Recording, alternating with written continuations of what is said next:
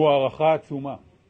אני באמת חושב שקרה כאן דבר, גם במונחים היסטוריים, של לחימה עם אויב, כמות בעיות לקילומטר מרובע, בניינים גבוהים, אזור צפוף, הרבה אוכלוסייה, הרבה אויב, תת קרקע, המון מלכודים, צלפים, חבלה רבה מאוד. וזה אומר שרמת הלחימה הייתה מאוד גבוהה. זה אומר שהרוח הייתה מאוד חזקה.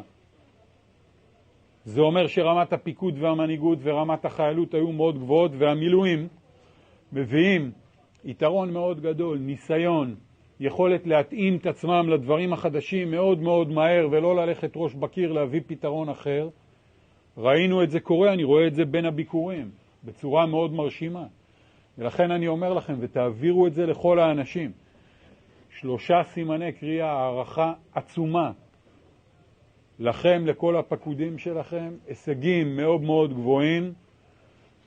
זה גם לא נגמר עד שכל האנשים בחוץ, וגם כשכל האנשים בחוץ צריך לטפל בהם, וגם אחרי שטיפלנו בהם, אנחנו גם נחזור חזרה להמשיך להילחם. אז תשלחו אותם הביתה, שהם יודעים שהם חוזרים, והם חוזרים בטוב, ואנחנו ביחד נטפל בכל מה שצריך קדימה. מאוד שמח על המפגש הזה.